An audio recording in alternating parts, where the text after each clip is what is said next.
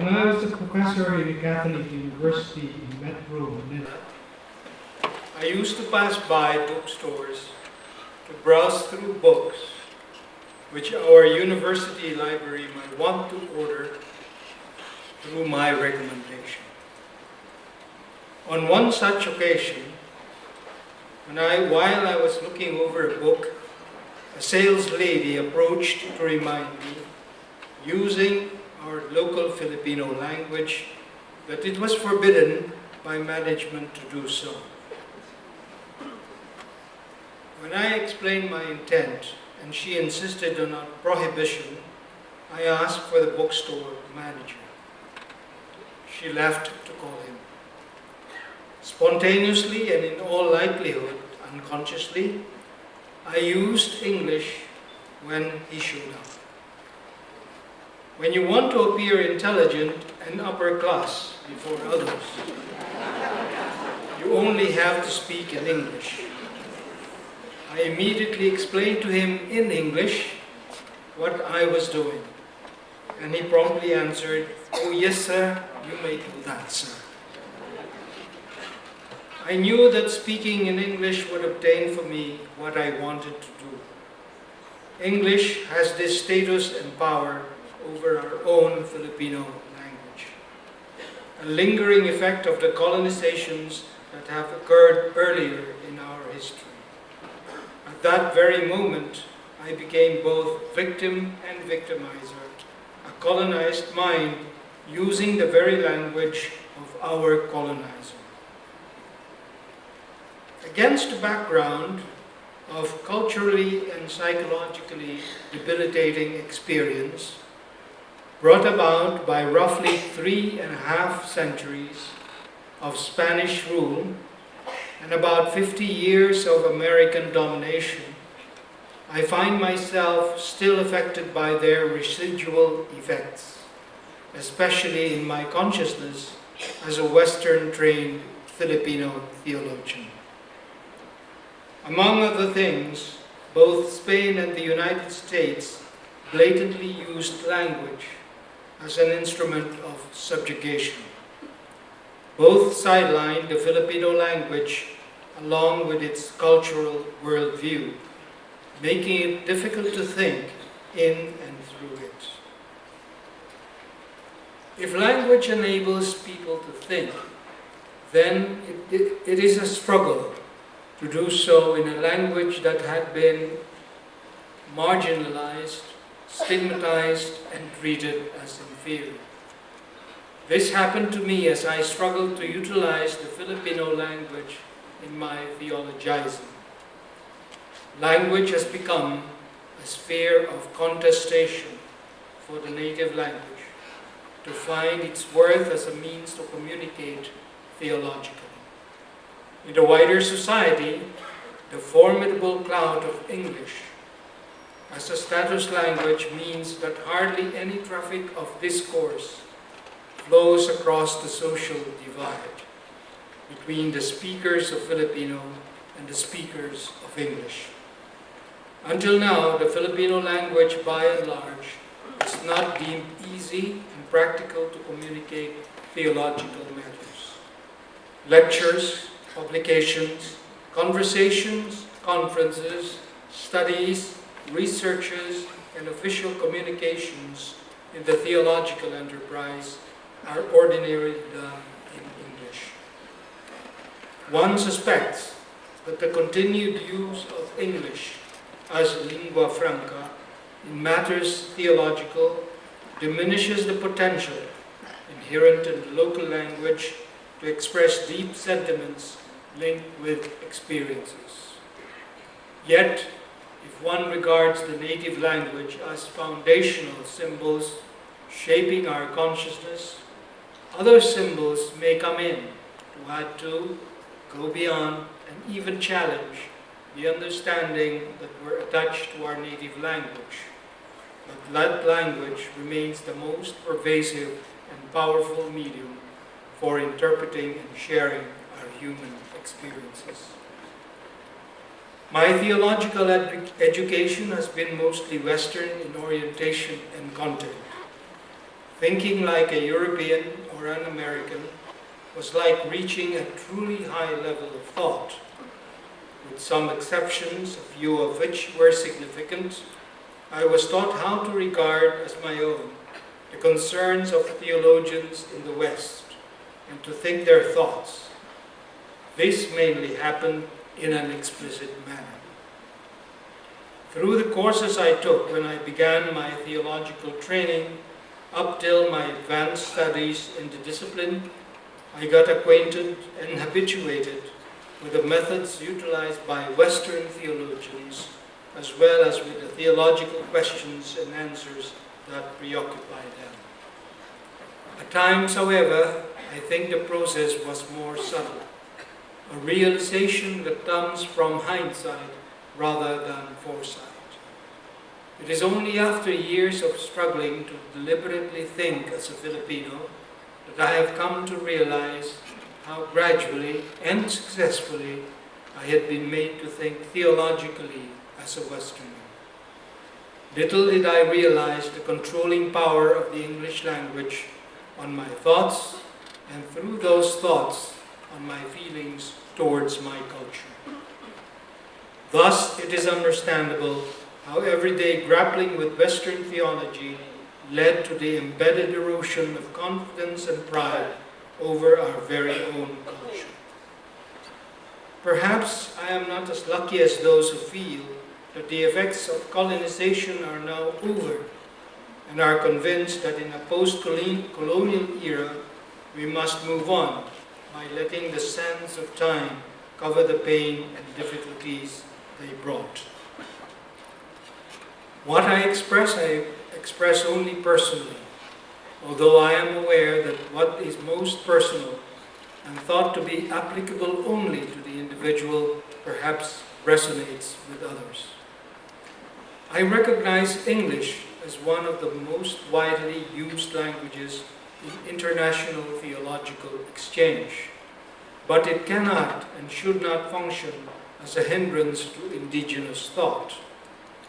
Refusing, among others, to be familiar with one's own cultural heritage, says Aloysius Pieris, will remain one major obstacle to the discovery of a truly Asian theology. This does not mean doing away with Western theology, but it does mean the attitude contained in the words of Mahatma Gandhi: I do not want my house to be walled in on all sides, and my windows to be stuffed. I want the cultures of all lands to be blown about my house as freely as possible, but I refuse to be blown off my feet by any. Having been conditioned to think in Euro-American theological categories, it was not easy to move out of them. This is where I felt the lingering yet persistent effect of the past colonizations on the psyche. The struggle to give voice to a Filipino interpretation of the gospel via the Filipino language has proven to be very challenging. An illustration of this was my reinterpretation of the God question in the context of human suffering, specifically in the form of God's will. My actual rethinking of it began when I took the situation of the country seriously in the way the culture experienced and articulated it in the Filipino language. In other words, when I started to think in Filipino categories rather than in English. Situationally, the country is faced with periodic calamities brought about by natural causes, burdened with massive structural poverty, and the suffering brought by human inhumanity to fellow human beings and to the environment. Culturally, the widespread popular belief is that everything that happens, whether beneficial or destructive, happens because God wills it. Are these truly willed by God? The most important and most frequently used Filipino word for will is loob. But the range of meanings inherent in loob is more than the neo-scholastic sense of the volitional. There are the volitional, the affective, and the cognitive. These three are separately treated. Thus, when the Christian response to God is interpreted as a fiat voluntas tua, let your will be done, the Latin language evokes and attends mainly to the language of volition. In contrast to this, loob implies the whole person, with the cognitive, affective, and the volitional. They are simultaneously and inseparably involved as a holistic response. The question then becomes, is this really God's loob? Loob meaning God's authentic relational self, as expressed in the Filipino language. This is tantamount to asking, I think, to what kind of God do Christians believe in? In my search for answers to these questions, and guided by the Judeo-Christian tradition's affirmation that God is agape, I saw how in kagandahang loob, God's will and God's character were, within the culture itself, twin questions intimately intertwined. The notion of kagandahang loob comes from two concepts, loob and ganda. This is one of the major cognates of the term loob. Loob, literally meaning the within, refers to the core of one's personhood and the most authentic inner self of the Filipino, which is essentially related to other selves. It is, moreover, regarded as the organizing center of human reality and the wellspring of feeling, thought, and behavior. Functioning as a metaphor, God's loob in relation is God's will. To be good and caring out of genuine freedom of agency is to manifest kagandahang loob. Conversely, to be of bad will or cruel was to have a masamang loob. Ganda is literally beauty, with a touch of charm. It combines what is ethically good and what is winsomely good. We say in Filipino, magandang umaga, in contrast to the English, good morning. Our greeting in the vernacular has an element that is over and above the good. It is what endears, captivates, draws, charms, enchants, fascinates, and attracts. So, we translate magandang umaga as, may you have a good and charming morning. The culture knows a beauty that is superficial and deceptive.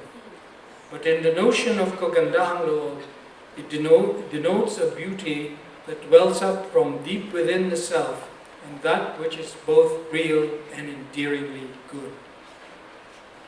In relationships, kagandahang loob is regarded as a supreme virtue, and therefore supreme compliment, most rarely given to a person in the Filipino context.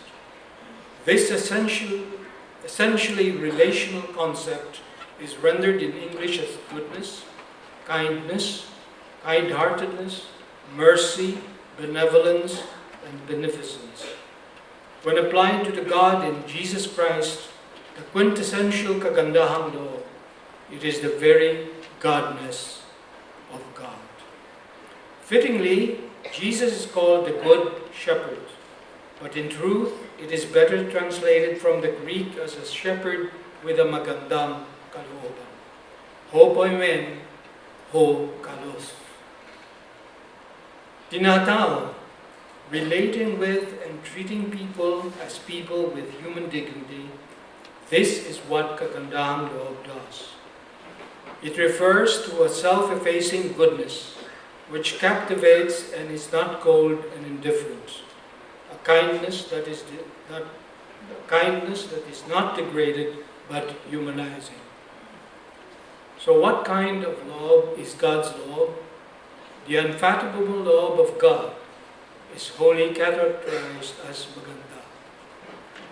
This led me to realize how utterly beautiful and overwhelmingly good God's self is toward us. In the words of Edward Skillebeck, God is pure positivity. In no way can this God will human suffering. It was at this point that the Filipino culture mediated God's kagandahang loob to me. I felt the goodness of God and was simultaneously drawn by God's beauty, ang maganda. I was no longer just intellectually fascinated by it. I was personally touched by such an enculturated interpretation of who God is in relation to us, touched by Christ in and through my very own culture. I still remember my reaction at the moment. I was saying to myself, ang ganda, how beautiful, referring to God, God's relational will, and to the gospel that bears it. It was a time when I found myself overwhelmed by a sense that there is something more than myself involved, something more than what I can account for. A time when something seems like a gift given from beyond myself. This affected the way I would envision culture in my theological work thereafter. Experiencing the holy in and through the burning bush of my culture, brought me to a deeper appreciation of both the gospel and of my culture. I realized that in returning to my most authentic cultural self and using my own native language, I was returning to the heart of the gospel, who is Jesus himself.